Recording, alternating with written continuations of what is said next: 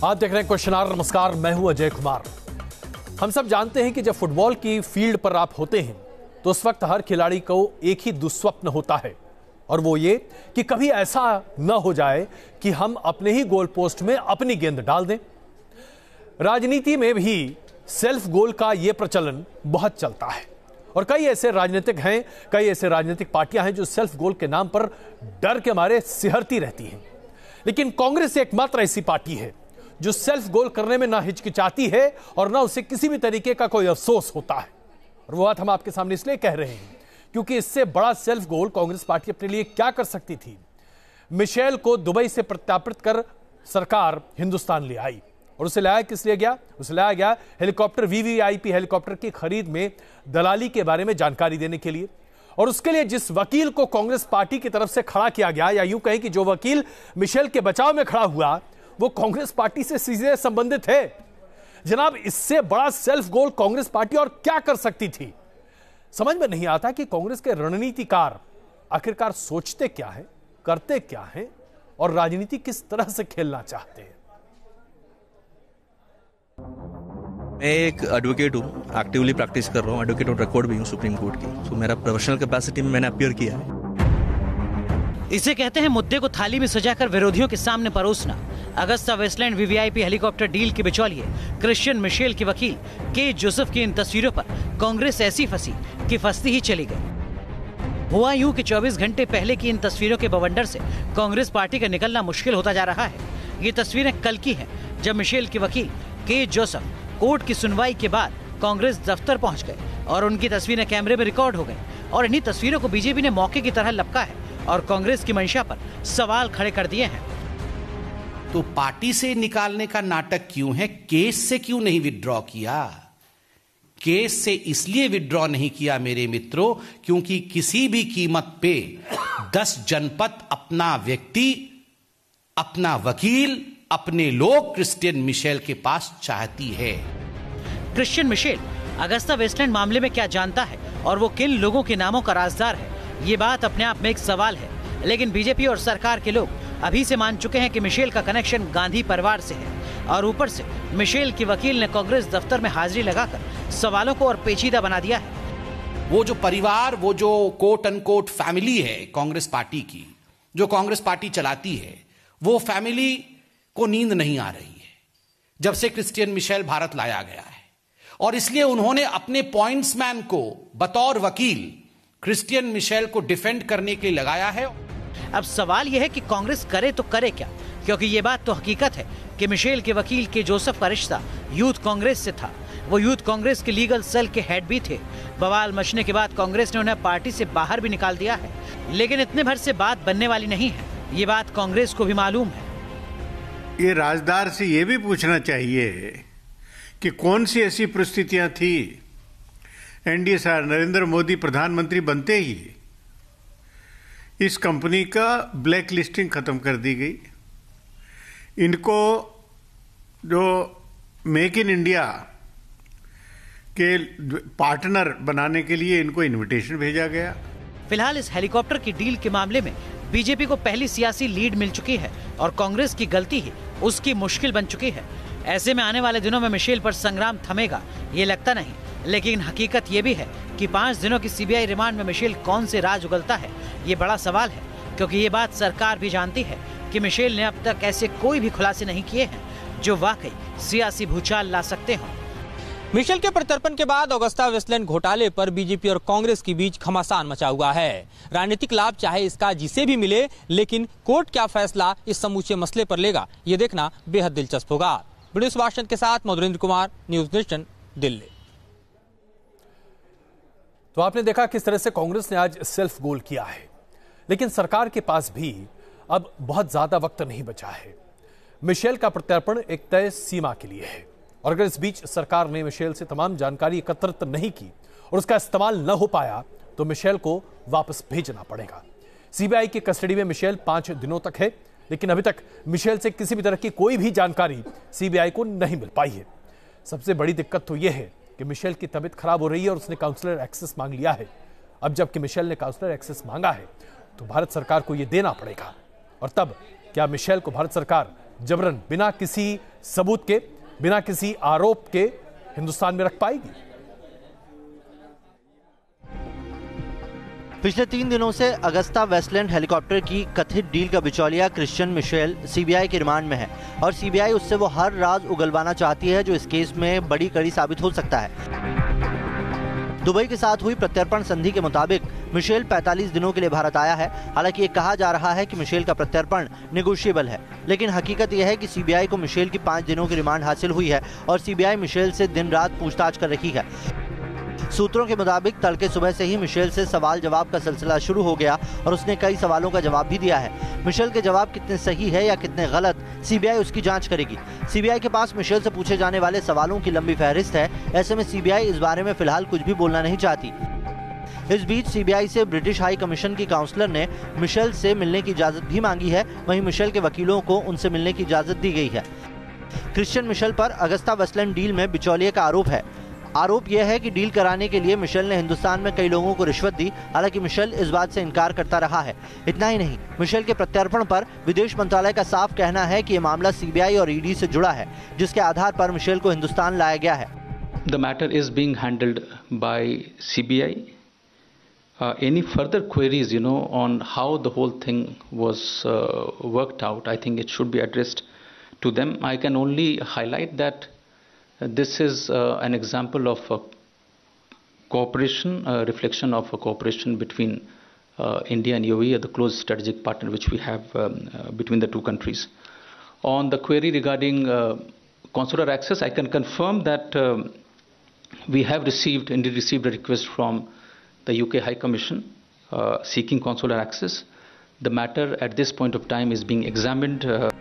हम आपको बता दें कि बोफोर्स मामले के बाद मिशेल का भारत आना पहला मौका है जब किसी हाई प्रोफाइल व्यक्ति का प्रत्यर्पण हुआ है। मिशेल पर जो आरोप है वो ये कि मिशेल ने अगुस्टा वेस्टलैंड और भारत के बीच 12 वीवीआईपी हेलीकॉप्टर डील कराने के लिए भारतीय वायुसेना के अधिकारियों, ब्यूरोक्रेट्स और नेताओं को 42 मिलियन यूरो यानी कि 295 करोड़ रुपए दिए। ऐसे में यह मामला सियासत से भी जुड़ा है। इसीलिए मिशेल के प्रत्यर्पण को सरकार एक बड़ी कामयाबी जरूर मान रही है, क्योंकि ये पूरी कवायद 19 महीने पहले से चल रही थी। अब मिशेल हिंदुस्तान में है तो फिर उम्मीदें भी जगी है। सीबीआई से लेकर सरकार को उम्मीद है कि राजदार का राज उगलेगा, जिसके बाद दूध का दूध और पानी का पानी हो सकेगा। मिशेल के प्रत्यर्पण का श्रेय विदेश मंत्रालय भारत और यूएई के संबंधों को दे रहा है। अब विदेश मंत्रालय के सामने ब्रिटिश उच्चायोग की तरफ से मिशेल के राजनयिक पहुंच का आवेदन दिया गया है। जाहिर है इस पर फैसला अब सरकार को लेना होगा और इसका प्रभाव भारत और ब्रिटेन के संबंधों पर पड़ना लाजमी है। ब्रिटिश वाशिंगटन के साथ मधुरेंद्र कुमार, न्यूज नेशन, दिल्ली।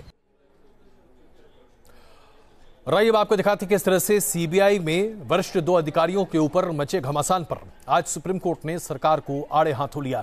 और वो इसलिए क्योंकि सरकार ने स्पष्ट तौर से पूछा कि जब आलोक वर्मा को छुट्टी पर भेजा जा रहा था तो उनके छुट्टी पर भेजे जाने की इस प्रक्रिया पर चयन समिति से क्यों नहीं मशवरा किया गया। इसके साथ साथ यह भी पूछा गया सुप्रीम कोर्ट के द्वारा कि सरकार ने जब आलोक वर्मा का चयन किया था तो क्या सरकार को यह नहीं पता था कि आलोक वर्मा के ऊपर तरह तरह के आरोप लगाए जा रहे हैं, और अगर पता था तो आखिरकार सरकार ने यह कार्रवाई क्यों की। इसमें कोई शक नहीं कि आज सरकार खुद अपने ही फैसलों की वजह से कटघरे में है, लेकिन सरकार का जवाब सुप्रीम कोर्ट में क्या होगा 1-2 दिन में पता चल ही जाएगा। सीबीआई डायरेक्टर आलोक वर्मा, सीबीआई में नंबर 2 अधिकारी राकेश अस्थाना, इन दोनों अधिकारियों के बीच जो संग्राम मचा उसने पूरे सीबीआई को ही कटघरे में खड़ा कर दिया। दोनों अधिकारियों के बीच का विवाद सुप्रीम कोर्ट में है और इस विवाद में सबसे ज्यादा किरकिरी केंद्र सरकार की हो रही है। सुप्रीम कोर्ट में आज इस विवाद को लेकर मैराथन बहस का दौर चला। सुप्रीम कोर्ट ने इस मामले पर सरकार को कई बार फटकार भी लगाई। इस अहम मामले की सुनवाई सुबह 11 बजे के आसपास शुरू हुई, जिसमें सबसे पहले सीवीसी की ओर से पेश हुए सॉलिसिटर जनरल तुषार मेहता ने पक्ष रखा, जिस दौरान सुप्रीम कोर्ट ने अहम टिप्पणी की। सुप्रीम कोर्ट ने पूछा, क्या सीबीआई के दोनों अधिकारियों के बीच टकराव रातों रात हो गया, जो चयन कमेटी की मंजूरी के बिना सरकार को आलोक वर्मा को छुट्टी पर भेजने का फैसला लेना पड़ा? क्या ये बेहतर नहीं होता कि ऐसा कदम उठाने से पहले चयन कमेटी से परामर्श किया होता? चीफ जस्टिस ने सॉलिसिटर जनरल तुषार मेहता से पूछा, जब आलोक वर्मा कुछ महीनों में रिटायर होने वाले थे तो थोड़ा इंतजार और चयन समिति से परामर्श क्यों नहीं हुआ? जिस पर सॉलिसिटर जनरल तुषार मेहता ने कोर्ट को बताया कि सीवीसी इस नतीजे पर पहुंचा था कि इस विवाद में असाधारण स्थितियां पैदा हुई। असाधारण परिस्थितियों में कभी कभी असाधारण इलाज की जरूरत होती है। सीवीसी का आदेश निष्पक्ष था। 2 वरिष्ठ अधिकारी लड़ रहे थे और अहम केसों को छोड़कर एक दूसरे के खिलाफ मामलों की जांच कर रहे थे। सुनवाई के दौरान वर्मा को छुट्टी पर भेजने के खिलाफ याचिका दायर करने वाले एनजीओ से कोर्ट ने पूछा कि क्या तय कार्यकाल होने से सीबीआई चीफ नियमों से परे हैं और उन्हें कोई छू नहीं सकता। घंटों की सुनवाई के बाद अदालत ने इस अहम मामले में अपना फैसला सुरक्षित रख लिया। अब सुप्रीम कोर्ट यह तय करेगा कि सरकार सीबीआई डायरेक्टर को उनके पद या ड्यूटी से हटाने का फैसला ले सकती है या फिर नहीं। एक अहम बात यह भी कि इस मैराथन सुनवाई में आलोक वर्मा को लेकर सीवीसी की जांच रिपोर्ट पर कोई चर्चा नहीं हुई। कोर्ट ने अभी तक उस रिपोर्ट को रिकॉर्ड पर नहीं लिया है। ऐसे में देखना अहम होगा कि क्या सुप्रीम कोर्ट का आदेश केवल यहां तक सीमित रहता है कि सरकार को सीबीआई डायरेक्टर से काम वापस लेने का अधिकार है या नहीं, या फिर सीवीसी की जांच रिपोर्ट का भी आदेश में कोई जिक्र होता है। वीडियो सुधीर के साथ अरविंद सिंह, न्यूज नेशन, दिल्ली। बुलंदशहर हादसे को बीते 3 दिन से ज्यादा हो चुके हैं, लेकिन उत्तर प्रदेश की पुलिस कितनी हाईटेक है, कितनी सक्षम है, ये इस बात से समझ में आ जाता है कि मुख्य आरोपी और तमाम आरोपी एक के बाद एक अपना वीडियो जारी कर रहे हैं, अपने आप को निर्दोष साबित कर रहे हैं, लेकिन उत्तर प्रदेश की पुलिस के हाथ इनमें से कोई आरोपी नहीं आ रहा। गिरफ्तार हुए लोग जो पहले दिन थे वही संख्या आज भी है। कुल मिलाकर देखा जाए तो उत्तर प्रदेश की पुलिस ने एक तरह से स्पष्ट कर दिया है कि बुलंदशहर मामले में उत्तर प्रदेश पुलिस के हाथ सिर्फ बंधे हुए नहीं हैं, बल्कि पीठ के पीछे बंधे हुए हैं ताकि उत्तर प्रदेश की पुलिस कुछ भी ना कर पाए। ऐसी पुलिस का आखिरकार क्या काम, जिसके रहते तमाम लोग, तमाम आरोपी फरार रहें, अपना वीडियो जारी करते रहें और उत्तर प्रदेश की पुलिस कहे कि हम तहकीकात कर रहे हैं। कुल मिलाकर यही कहा जा सकता है कि यह कानून व्यवस्था नहीं है, यह सिर्फ जंगल राज है। पहले योगेश राज, अब शिखर अग्रवाल। बुलंदशहर हिंसा केस में मुख्य आरोपी समेत तमाम लोग अभी तक पुलिस की गिरफ्त से बाहर हैं, मगर वो अपना वीडियो जारी कर सफाई जरूर पेश कर रहे हैं। इस केस में मुख्य आरोपी योगेश राज के बाद अब दूसरे आरोपी शिखर अग्रवाल का वीडियो वायरल हो रहा है, जिसमें वो खुद को बेकसूर बता रहा है। सरकार जांच कर ले, मुझे योगी सरकार पे, उत्तर प्रदेश सरकार पे, प्रदेश सरकार पे पूर्ण रूप से भरोसा है कि ये सरकार, चाहे मैं दोषी हूं तो मुझे सूली पर लटका दिया जाए और अगर मैं दोषी ना हूं तो मेरे साथ कुछ ना करा जाए। बताया जा रहा है कि शिखर अग्रवाल सियाना में बीजेपी युवा मोर्चा का नगर अध्यक्ष है और बुलंदशहर हिंसा के जरिए लोगों को भड़काने वालों में उसका नाम भी एफआईआर में दर्ज है, मगर वायरल वीडियो में वो इंस्पेक्टर सुबोध पर संगीन आरोप लगा रहा है। और मैं पूरे दावे के साथ कह सकता हूं कि शाने का बच्चा जानता है कि सुबोध कुमार सिंह कितने ज्यादा करप्ट और कैसे इंसान थे, जिन्होंने मुस्लिम समुदाय के लोगों से यारी करके हमारी माताओं पर प्रहार करवाया है। बुलंदशहर हिंसा को सरकार पहले ही साजिश करार दे चुकी है। मामले की जांच की जा रही है। मुख्य आरोपी अभी भी पुलिस की पकड़ से दूर हैं, मगर हैरानी इस बात की है कि बीजेपी नेता लगातार आरोपियों के बचाव में जुटे हैं। कहीं न कहीं वो एक गहरे षड्यंत्र का है, क्योंकि इस बात को प्रदेश सरकार के मुख्यमंत्री ने भी कहा, डीजी पुलिस ने भी कहा। उसके लिए एसआईटी की एक उच्च स्तरीय जांच बना दी गई है और उच्च स्तरीय जांच की रिपोर्ट आने के बाद निश्चित तौर से उस षड्यंत्र का पर्दाफाश होगा। बीजेपी के बचाव मुद्रा में आने से विपक्ष ने सरकार पर हमला तेज कर दिया है। कांग्रेस और समाजवादी पार्टी खुलकर सरकार की मंशा पर सवाल उठा रहे हैं। ये इतिहास है उत्तर प्रदेश का, इस सरकार का, योगी सरकार का, कि जब भी इस तरह के मामले होते हैं उसमें सीधे सीधे भारतीय जनता पार्टी, आरएसएस के संगठन के लोग जुड़े होते हैं। लेकिन आज तक किसी का बाल बांका नहीं हुआ, कोई पकड़ा नहीं गया। गौ माता के नाम पर भगवा अंगोछा डाल के लगातार दंगे कौन कर रहा है, किसने मारा पुलिस को, तो वो चेहरे तो सामने आ गए और पत्थरबाजी करते लोगों पर कौन मेहरबान है? सरकार मेहरबान है। हालांकि पुलिस आरोपियों की तलाश में जुटी है, लेकिन अब तक उसके हाथ नाकामी ही लगी है।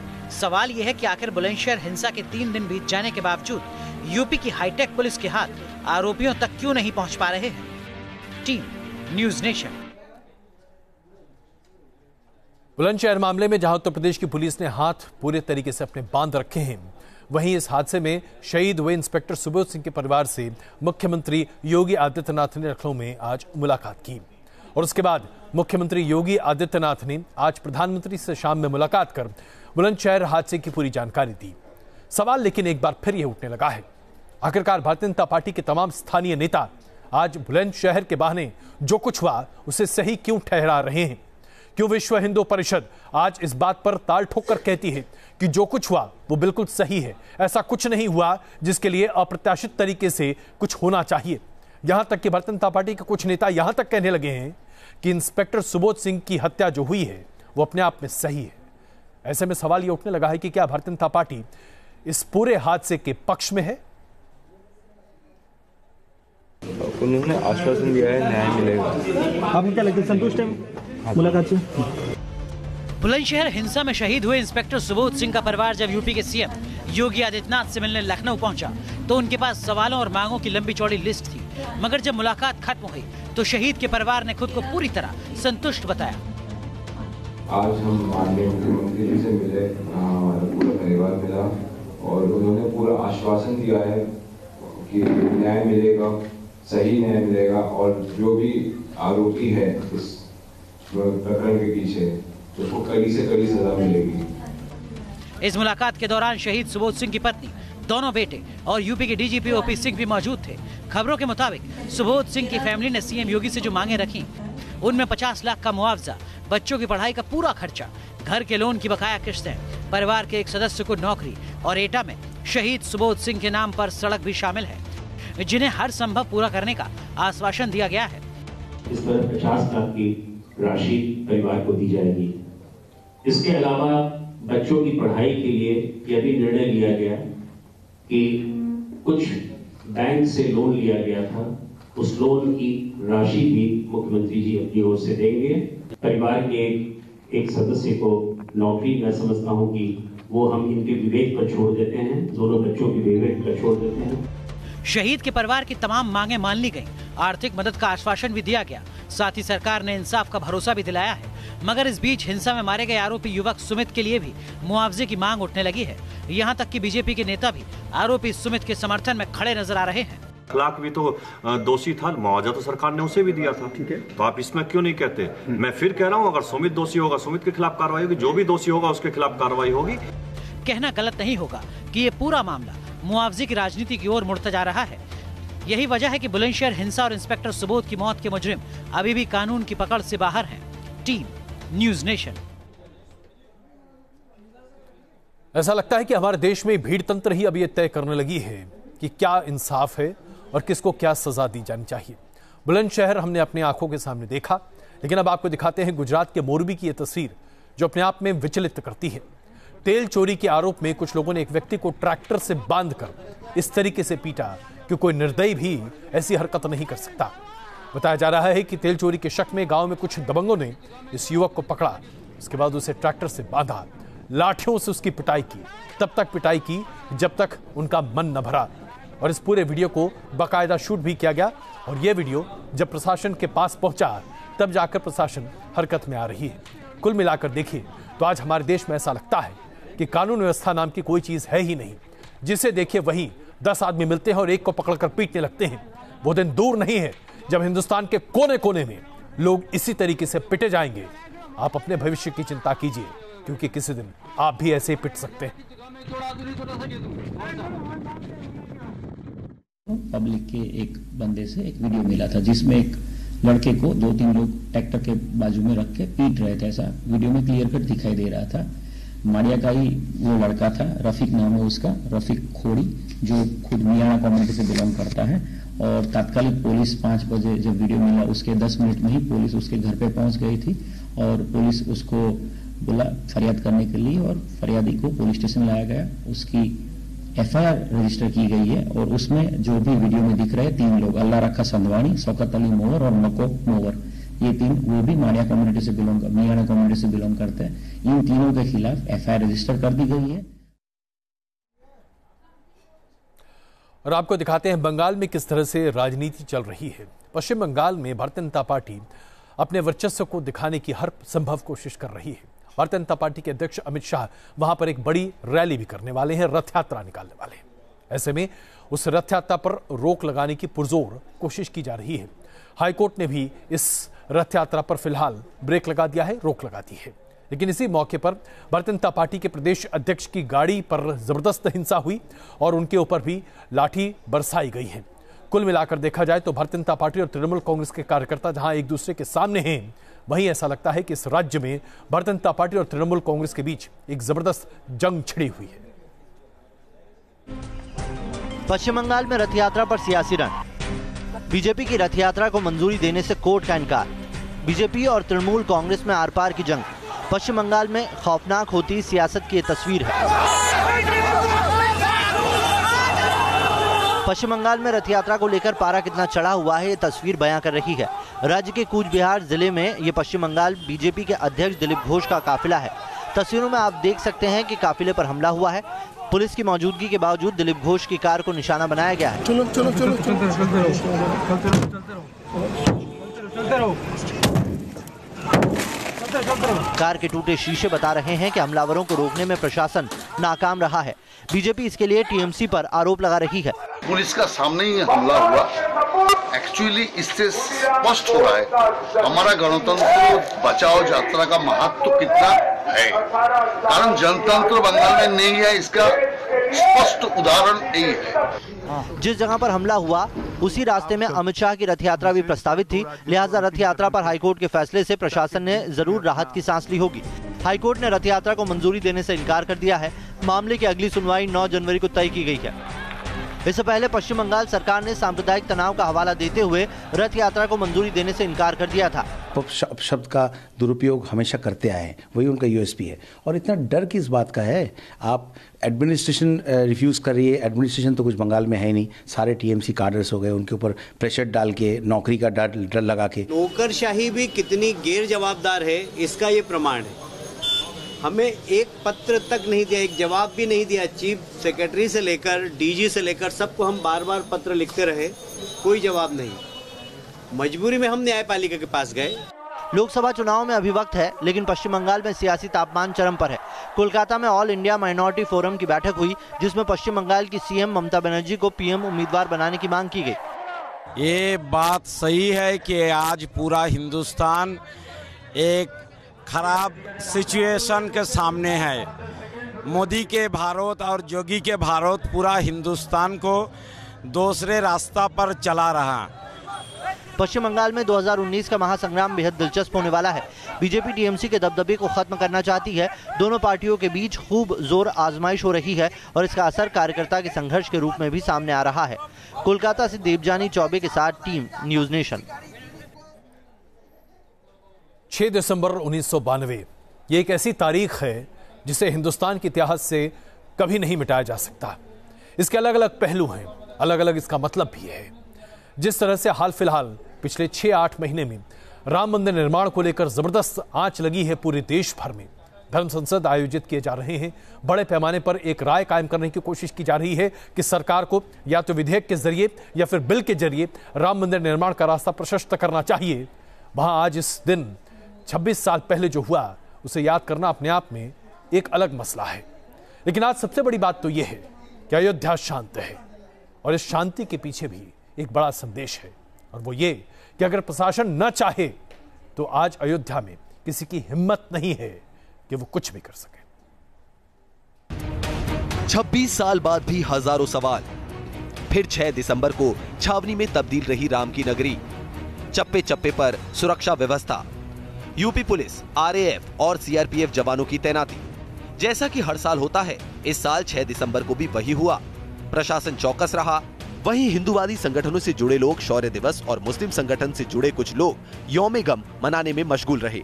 6 दिसंबर के मौके पर मामले में पक्षकार इकबाल अंसारी ने कुछ इस अंदाज में प्रतिक्रिया दी। हम बाहर ना प्रदर्शन करते हैं, ना धरना देते हैं, ना जुलूस निकालते हैं। हमें साफ चाहते हैं जो कोर्ट करेगा वही माना जाएगा। मामला कोर्ट में है, लेकिन मंदिर निर्माण को लेकर सक्रियता भी बढ़ चुकी है। अयोध्या के बाद दिल्ली में वीएचपी धर्मसभा करने जा रही है। 9 दिसंबर को होने वाली धर्मसभा रामलीला मैदान में होगी। इसके लिए तैयारी को अंतिम रूप दिया जा रहा है। दिल्ली के अलावा वीएचपी का जम्मू में 16 तारीख को धर्मसभा करने का कार्यक्रम है। गुलामी से मुक्ति मिल गई, लेकिन राजनीतिक गुलामी के कलंक, इनसे भी मुक्ति मिलनी चाहिए। और जो क्रम सरदार पटेल जी ने, पंडित जवाहरलाल नेहरू ने शुरू किया, वो पीढ़ी दर पीढ़ी चलते रहना चाहिए। सरदार पटेल जी ने सोमनाथ के मंदिर को पुनर्निर्माण करा दिया, जो गजनी के काल में बार बार तोड़ा गया। धर्म सभा के अलावा प्रयाग के कुंभ में होने वाली धर्म संसद पर भी सबकी निगाहें टिकी होंगी। 31 जनवरी और 1 फरवरी को प्रयाग में धर्म सभा होगी। कुंभ से पहले संगम नगरी में साधु संतों का जमावड़ा शुरू हो गया है। कुछ संत लोगों के बीच आकर्षण का केंद्र बने हुए हैं। इन्हीं में से एक हैं खड़ेश्वरी बाबा। बताया जाता है कि खड़ेश्वरी बाबा राम मंदिर निर्माण के लिए पिछले 3 साल से एक पैर पर खड़े हैं। कुंभ मेले से पहले संगम की रेती पर धूनी रमाने आ चुके हैं कई नागा, साधु, सन्यासी, बैरागी, योगी और हठ योगी। एक हठ योगी हमारे साथ हैं जो बीते 3 साल से एक पैर पर खड़े हैं और उन्होंने कुछ संकल्प लिया है। ये ऐसे ही इनका कहना है कि लगातार 3 साल से एक पैर पर खड़े हैं। सोते भी इसी इस तरह से जो पालना बना है, सोते भी इसी पालने पर हैं, चलते फिरते रहते हैं दिन भर में, लेकिन कभी भी बिस्तर पे नहीं, ना लेटते हैं ना बैठते हैं। तो 3 साल से लगातार एक पैर पर खड़े होकर के हठ योग कर रहे हैं। बाबा जी से बात करते हैं। बाबा जी, किस वजह से आप इस मुद्रा में और क्या संकल्प है आपका? हमारा संकल्प है मंदिर बनने का। मंदिर बनना चाहिए। एक बार फिर 6 दिसंबर शांतिपूर्वक गुजर गया, लेकिन राम मंदिर के मुद्दे पर शोर लगातार तेज हो रहा है। हिंदूवादी संगठनों के साथ साधु संत लगातार इस मुद्दे को उठा रहे हैं। मामला कोर्ट में है, लेकिन मुद्दे पर सरकार से कानून बनाने की मांग की जा रही है। इलाहाबाद से मानवेंद्र प्रताप सिंह के साथ टीम न्यूज नेशन। और आइए एक बड़ी खबर अभी आ रही है जो आपके सामने प्रस्तुत करते हैं। दुबई में ऐसा बताया जा रहा है कि गायक मीका सिंह को हिरासत में लिया गया है। गायक मीका सिंह को दुबई में हिरासत में लिया गया है। मीका सिंह पर एक ब्राजीलियन नागरिक को सेक्सुअली हरास करने का आरोप लगाया गया है। माना जा रहा है कि मीका सिंह ने ब्राजीलियन मॉडल को अश्लील तस्वीरें भेजी हैं और उन्होंने ये आरोप लगाया है कि ये तस्वीरें उसी कार्यक्रम की बताई जाती हैं जहां इस घटना को अंजाम दिया गया है। ब्राजीलियन मॉडल ने यह कंप्लेन किया है और उसके बाद मीका सिंह को दुबई में हिरासत में ले लिया गया है। ठंडी के मौसम में हिंदुस्तान में जब ठंड पड़ती है तो हम इस बात से बिल्कुल अनभिज्ञ हो जाते हैं कि आखिरकार उन जगहों पर क्या हाल होता होगा जहां जबरदस्त बर्फबारी होती है। हम आपको दिखाने जा रहे हैं कुछ ऐसे मुल्क जहां इतनी तेज इस साल बर्फबारी हो रही है कि लोग समझ नहीं पा रहे हैं कि आखिरकार क्या किया जाए। ब्रिटेन में कई जगहों पर -8 तापमान है, तो कुछ एक जगह ऐसी हैं जहां पर -43 डिग्री, जी आप सही सुन रहे हैं, -43 डिग्री तापमान है और लोग वहां पर परेशान नहीं हैं, जिंदगी के दिन गिन रहे हैं।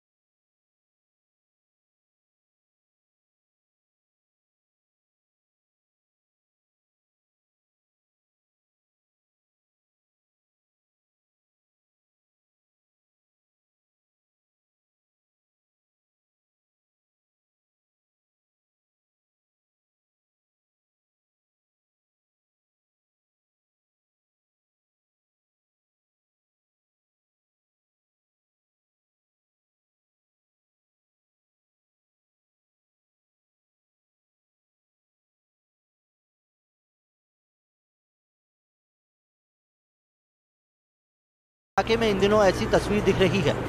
हिलोंगजियांग प्रांत के युचुन सिटी में इन दिनों चारों ओर बर्फ ही बर्फ नजर आ रही है।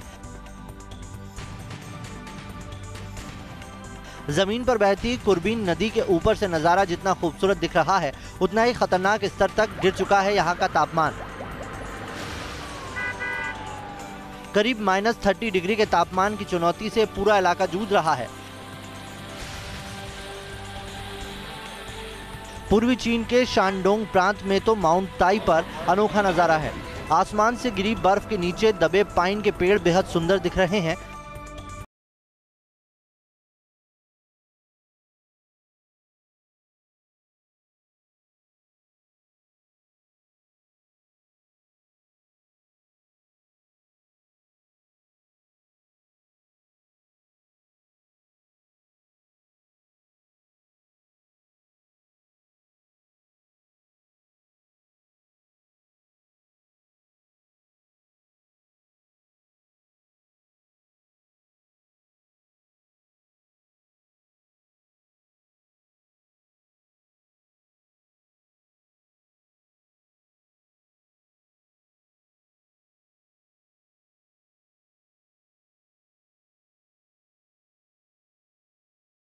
从高速下来了，走到低速上，低速上车太多了，现在路上太滑了，交警得指挥交通了。我们危险品车现在也不让走，我们停到路边得休息的，把车擦一擦。 चीन के हेबेई प्रांत में भी इस बार हुई जबरदस्त बर्फबारी ने इलाके के लोगों को हैरान करके रखा है।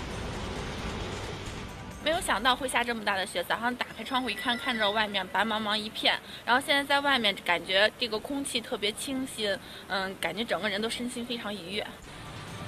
चाहे वो चीन का गंसू प्रांत का इलाका हो या शांगसी प्रांत के इलाके, चारों ओर जबरदस्त बर्फबारी की तस्वीरें दिख रही है। चीन में पिछले साल के मुकाबले इस बार बर्फबारी की रफ्तार भी ज्यादा है और बर्फबारी की मियाद भी ज्यादा। कई जगहों पर 10 घंटे तक बर्फबारी हो रही है तो कहीं चंद मिनटों में 2 सेंटीमीटर तक बर्फ गिर रही है। Team news nation. हम सब जानते हैं कि ब्रिटेन में ठंड के मौसम में जबरदस्त ठंड पड़ती है और बहुत बर्फ भी होती है, लेकिन इस बार ब्रिटेन का जो हाल है वो देखकर ऐसा लगता है जैसे कि मौसम ने ब्रिटेन में ऐसी मार मारी है कि ब्रिटेन में वाकई में लोगों को बड़ी दिक्कत आ रही है। उसके साथ साथ वहां पर एक सर्दी का तूफान आने जा रहा है जिसका अलर्ट जारी किया गया है। 128 किलोमीटर प्रति घंटा की रफ्तार से बर्फीली हवाएं चलेंगी और इससे माना जा रहा है कि ब्रिटेन के नागरिकों को न सिर्फ बहुत दिक्कतें झेलनी पड़ेंगी, लेकिन हो सकता है कि बहुत तबाही भी हो।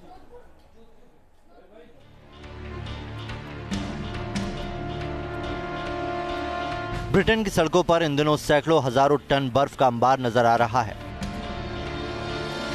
आसमान से गिरने वाली बर्फ के तले सड़क पर खड़ी गाड़ियां दबी जा रही हैं। बर्फ के प्रहार से घर मकान से लेकर दुकान दफ्तर इमारत सब कुछ सफेद हो चुका है। पेड़ों की टहनियां बर्फ के बोझ तले दबी जा रही हैं। दिसंबर महीने के बाद ब्रिटेन यूं तो बर्फिस्तान बन जाता है, लेकिन इस बार महीने की शुरुआत में ही ब्रिटेन पर कुदरत का दोहरा अटैक पड़ने वाला है। खतरा यह है कि भयानक बर्फबारी के बीच अब ब्रिटेन पर बारिश और बर्फीले तूफान का साया मंडरा रहा है। जहां आसमान से गिरने वाली बर्फ ने ब्रिटेन के लोगों की जिंदगी को कैद करके रखा हुआ है। घर से निकलना मुश्किल है, दफ्तर पहुंचना मुश्किल है। ऐसे में अगर कड़ाके की ठंड बढ़ाने वाली सर्द हवा चलेगी तो ब्रिटेन पर दोहरा कहर बरप सकता है। यह खतरा इसलिए बढ़ा क्योंकि चेतावनी है कि 7 दिसंबर को यहां 128 किलोमीटर प्रति घंटे की रफ्तार से हवा चल सकती है, जिस स्कॉटलैंड में रातों में पारा -6 डिग्री से लेकर -8 डिग्री तक पहुंच जा रहा है, उसी स्कॉटलैंड में इस बर्फीले तूफान से सबसे ज्यादा खतरा है। जब ब्रिटेन के ज्यादातर हिस्से बर्फ तले दबे हुए हैं, तब चेतावनी है कि दक्षिणी इंग्लैंड में शुक्रवार को 80 किलोमीटर प्रति घंटे की रफ्तार से बर्फीली हवा चल सकती है। पश्चिमी तटीय स्कॉटलैंड में इसकी रफ्तार 95 किलोमीटर प्रति घंटा तो कुछ इलाकों में 100 किलोमीटर से ऊपर की रफ्तार से हवाएं चल सकती है। कुदरत के सफेद अटैक से जूझ रहे ब्रिटेन में आने वाले तूफान से खतरा इसलिए भी बढ़ गया है क्योंकि इस तूफान के साथ बारिश भी हो सकती है। मौसम वैज्ञानिकों के मुताबिक अटलांटिक सागर क्षेत्र में पैदा हुए 3 लो प्रेशर सिस्टम की वजह से तूफान जैसे हालात पैदा हुए हैं। ऊपर से जेट स्ट्रीम उत्तर की ओर बढ़ रहा है जो आर्कटिक से आने वाली सर्द हवा को दक्षिण की ओर खींच रहा है। ब्रिटेन में इसकी वजह से आम लोगों के लिए येलो अलर्ट जारी किया जा चुका है। इंग्लैंड समेत कई इलाके के लोगों को 7 दिसंबर के दिन एहतियात बरतने की चेतावनी दी गई है क्योंकि बर्फबारी के मौसम में चलने वाली तेज हवा घातक भी हो सकती है।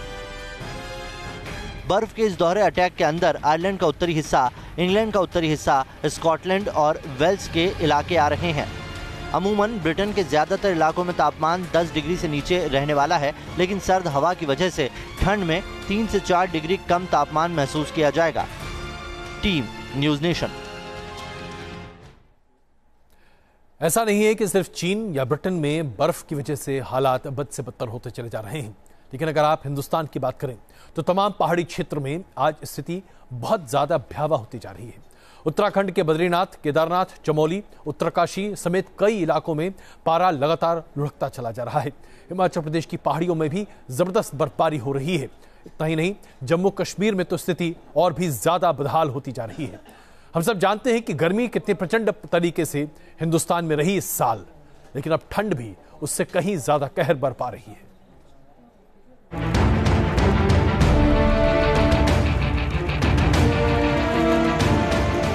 बर्फबारी के बाद पहाड़ों पर मौसम का मिजाज बदला बदला नजर आ रहा है। आसमान से गिरती बर्फ के साथ तेज हवाओं ने लोगों का हाल बेहाल कर दिया है। उत्तराखंड से लेकर हिमाचल तक पारा लुढ़कने से ठिठुरन बढ़ गई है। उत्तराखंड की बात करें तो चमोली, रुद्रप्रयाग, उत्तरकाशी के पहाड़ों पर सर्दी की शुरुआत से ही स्नो अटैक शुरू हो गया है।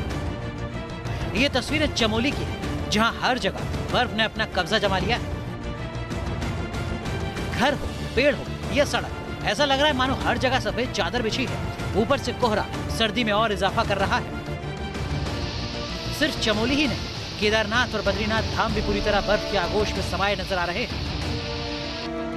हालांकि मंदिरों के कपाट बंद होने से यहाँ सैलानियों की संख्या फिलहाल कम है, लेकिन स्थानीय लोग घरों में कैद होने के लिए मजबूर हैं। अब जरा उत्तरकाशी का हाल देखिए। यहाँ भी पहाड़ों की ऊंची ऊंची चोटियां बर्फ से ढकी हैं, जबकि निचले इलाकों में शीतलहर और कड़ाके की ठंड पड़ रही है, जिससे बचने के लिए लोगों के पास अलाव ही एकमात्र सहारा है। वहीं मसूरी में सुबह के दौरान पारा गिरने से न्यूनतम तापमान 1 डिग्री तक पहुंच गया। मुश्किल ये है कि मौसम विभाग ने आने वाले दिनों में और भी ज्यादा बर्फबारी की संभावना जताई है, यानी पूरा दिसंबर बर्फ से नहाया नजर आने वाला है। उत्तराखंड के साथ ही हिमाचल प्रदेश के पहाड़ों की भी ऐसी तस्वीर दिख रही है। यहाँ पिछले दिनों गिरी बर्फ अभी भी पहाड़ों पर जमी हुई है और अब तेज हवा चलने से बर्फ पिघल रही है, जिससे लगातार तापमान गिर रहा है और ठंड ने रफ्तार पकड़ ली है। बर्फबारी के कारण हिमाचल प्रदेश के केलोंग, मनाली और कल्पा में न्यूनतम तापमान माइनस में रिकॉर्ड किया गया है, जबकि प्रदेश के सभी जिलों का न्यूनतम पारा 9 डिग्री सेल्सियस से नीचे आ गया है। हालांकि यहाँ दिन में खिली खिली धूप दिख रही है, लेकिन रात में कड़ाके की ठंडी है। मौसम विभाग की चेतावनी है कि हफ्ते के अंत में हिमाचल के तमाम इलाके एक बार फिर बर्फ से ढक सकते हैं। Team news nation. तो जहां उत्तरी गोलार्ध में जबरदस्त तरीके से ठंड पड़ रही है, वहीं दक्षिणी गोलार्ध में इस वक्त गर्मी का मौसम है और उस वक्त आप देखेंगे कि वहां पर बहुत जगहों पर अब बर्फ पिघलती चली जा रही है। लेकिन इसके साथ साथ एक बड़ी स्टडी है और ये स्टडी अब बता रही है कि ग्रीनलैंड, जो कि उत्तरी गोलार्ध में है, वहां पर 300 साल की तुलना अगर की जाए तो बर्फ के पिघलने का सिलसिला इस साल सबसे ज्यादा है। और यह बताता है कि आज प्रदूषण हमारे पूरी दुनिया में कितना बड़ा खतरा बनता चला जा रहा है। एक तरफ तो बर्फबारी बहुत जबरदस्त हो रही है पहाड़ी क्षेत्रों में, और दूसरी तरफ बर्फ लगातार पिघलकर समुद्र में मिलती चली जा रही है। अजीब सी अनहोनी है, लेकिन यह अनहोनी हमारी इस दुनिया की आज की वास्तविकता है। ग्लेशियर के टूटने की ऐसी तस्वीरें आपने पहले भी कई बार देखी होंगी। बर्फ के बड़े बड़े चट्टानों को टूटकर समंदर में गिरने का वीडियो कई बार कैमरे में रिकॉर्ड हुआ, मगर अब ग्रीनलैंड से ऐसी तस्वीरें सामने आ रही हैं, जिसने पर्यावरण वैज्ञानिकों के माथे पर चिंता की लकीरें खींच दी हैं। यूं तो ग्लेशियर पिघलने की घटना काफी लंबे वक्त से जारी है, मगर हाल के कुछ साल या यूं कहें कि पिछले एक दशक में यहाँ इतनी बर्फ पिघल चुकी है जितनी पिछले 350 साल में भी नहीं पिघली। हैरानी की बात है कि इन बर्फ के पहाड़ों के पिघलने की मात्रा पिछले 20 साल में 50% तक बढ़ गई है, जबकि 20वीं सदी की शुरुआत में अब तक ग्लेशियर का 33% हिस्सा पिघलकर पानी बन चुका है। आपको बता दें कि ग्रीनलैंड का ये बर्फीला इलाका 6,60,000 स्क्वायर मील में फैला है। इसमें इतना पानी भरा है कि समंदर का जल स्तर 20 फीट तक बढ़ा सकता है, और यही चिंता की सबसे बड़ी वजह है। हाल ये है कि ग्रीनलैंड का काफी बड़ा हिस्सा नदियों की तरह दिखने लगा है, और इसका सबसे बड़ा कारण है ग्लोबल वार्मिंग। माना जा रहा है कि इंडस्ट्रियल ग्रोथ के कारण बढ़ते प्रदूषण से इन इलाकों की बर्फ आश्चर्यजनक रफ्तार से पिघलती जा रही है, और वैज्ञानिकों का मानना है कि अगर हालात पर अभी भी काबू नहीं किया गया तो बर्फ पिघलने की रफ्तार और भी बढ़ सकती है। हाल ही में शोधकर्ताओं की एक टीम बर्फ पिघलने की वजह का पता लगाने पहुंची। इस दौरान उन्होंने कई हैरान करने वाली जानकारियां इकट्ठा की। शोधकर्ताओं ने जब इस इलाके का दौरा किया तो इन्हें काफी मात्रा में ब्लैक मटेरियल मिला। शीशे सी चमकने वाली ग्लेशियर का काफी बड़ा हिस्सा काला पथरीला पहाड़ सा दिखने लगा है। जांच में पता चला कि दरअसल ये काला काला सा दिखने वाला पदार्थ धूल और प्रदूषण के कण हैं, जो न सिर्फ ग्लेशियर तक पहुंच चुके हैं बल्कि अपना खतरनाक असर भी दिखा रहे हैं। शोधकर्ताओं के मुताबिक प्रदूषण के इन कणों के कारण ग्लेशियर खत्म होने की कगार पर है। Team news nation. आइए अब आपको दिखाते हैं अमेरिका के अलास्का में पिछले कुछ दिनों से भयानक भूकंप की वजह से क्या परिस्थितियां उत्पन्न हो रही हैं। अलास्का की मुख्य सड़क पूरी तरीके से धंस गई है। बहुत सारे लोग यहां पर सेल्फी लेने की कोशिश करते दिखाई दिए, लेकिन इन तमाम लोगों को सरकार ने रोका है, प्रशासन ने रोका है, क्योंकि वहां पर जमीन अभी भी स्थिर नहीं हो पा रही है। भूकंप का इस तरह का सिलसिला अपने आप में बहुत बड़ी संकट का आगाज भी कर सकता है। अमेरिका के अलास्का में 30 नवंबर को भयानक भूकंप आया था। पहली बार जो भूकंप आया उसकी रिएक्टर पैमाने पर तीव्रता 7 के बराबर थी। भूकंप की आई तस्वीरों में जिस तरीके से इमारतों के अंदर के फर्नीचर और सामान हिल और गिर रहे थे, उससे अंदाजा लगाया जा सकता है कि भूकंप कितना खतरनाक था। और ऐसा एक बार नहीं, कुछ ही मिनटों के अंतराल पर 2 बार हुआ। अलास्का में दूसरा झटका 5.7 रिक्टर पैमाने का था। भूकंप के ये झटके अलास्का के एंकरेज इलाके में आए थे। भूकंप का केंद्र जमीन से 43 किलोमीटर नीचे था। भूकंप के इन दोनों झटकों से अलास्का में बहुत बड़ा नुकसान तो नहीं हुआ, लेकिन एक तस्वीर को लेकर अलास्का में भूकंप की बड़ी चर्चा हुई। ये तस्वीरें हैं अलास्का की उस सड़क की जिसे ग्लेन हाईवे कहा जाता है। अलास्का में इंटरनेशनल एयरपोर्ट रोड को ये हाईवे मिनेसोटा से जोड़ता है। अलास्का की मुख्य सड़कों में से एक इस हाईवे का बड़ा हिस्सा भूकंप के बाद धंस गया था। इसी सड़क के एक हिस्से पर एसयूवी कार भी फंस गई थी। हाईवे का ये हाल लोगों ने देखा तो वहां सेल्फी लेने लगे। इस तस्वीर पर दुनिया में चर्चा होने लगी। तो अलास्का के रोड ट्रांसपोर्ट डिपार्टमेंट ने इसे चुनौती के तौर पर लिया। पहले विभाग ने लोगों को सलाह दी कि इस साल के भूकंप ने भयानक नुकसान किया है, इस विनाश के नजदीक जाकर फोटो लेना आकर्षक है, लेकिन हम ये कहना चाहते हैं कि लोग नजदीक न जाएं। आफ्टर शॉक से मलबा खिसक सकता है और एक सेल्फी के लिए जख्मी होना ठीक नहीं है। दरअसल हाईवे पर हुए गड्ढे को लेकर लोग परिवहन विभाग का मजाक बना रहे थे, लेकिन इस सड़क को दिन रात मेहनत करके 4 दिन में जैसा का तैसा कर दिया गया। ये 2 तस्वीरें देखिए। भूकंप के बाद इस हाईवे की क्या हालत थी। कितना विशाल गड्ढा इसमें हुआ था कि एक एसयूवी भी खिलौने की तरह दिख रही थी। लेकिन 4 दिन के अंदर इस सड़क को देखकर कोई कह नहीं सकता कि ये वही सड़क है जहां गड्ढे हुए थे। मरम्मत के बाद अलास्का डिपार्टमेंट और ट्रांसपोर्टेशन एंड पब्लिक फैसिलिटी ने कहा कि सर्दी के मौसम में मरम्मत बहुत मुश्किल था, लेकिन हमने इसे कर दिखाया। अलास्का में हुए भूकंप में 243 पुलों और सड़कों को नुकसान पहुंचा था, लेकिन सबसे बड़ा नुकसान इसी हाईवे पर हुआ था। Team news nation. फ्रांस में इन दिनों तेल पर टैक्स को लेकर जबरदस्त प्रदर्शन हो रहे हैं और उसकी तस्वीरें हमने आपको दिखाई। लेकिन स्पेन की आधी आबादी के मुद्दे पर जनता आज सड़कों पर है। हम आपको स्पेन के मैड्रिड और नवारा इलाके की तस्वीरें दिखा रहे हैं, जहां हजारों की तादाद में महिला और पुरुष सरकार के एक कानून के खिलाफ सड़क पर उतर आए हैं। दरअसल ये आंदोलन स्पेन के उस कानून के सुधार के लिए है जिसके तहत छेड़खानी की घटना को रेप के दायरे में नहीं रखा गया है। हुआ कुछ ऐसा था कि पैम्पलोना इलाके में सेन फेमिलिया बुल रिंग फेस्टिवल के दौरान एक महिला से 5 लोगों ने बदसलूकी की थी और वीडियो भी बनाया था। लेकिन नवारा की अदालत ने 5 आरोपियों को गैंग रेप से के आरोपों से बरी करने की अनुमति देने के साथ जमानत दी थी। हालांकि इस फैसले के ऊपर अदालत में चुनौती दी जा चुकी है, लेकिन स्पेन में लोगों का गुस्सा फूट पड़ा है और महिलाओं के खिलाफ अपराध और बदसलूकी को लेकर सख्त कानून बनाए जाने को जबरदस्त तरीके से लोग अंजाम देने की कोशिश कर रहे हैं और यह प्रदर्शन आज स्पेन के कोने कोने में देखा जा रहा है।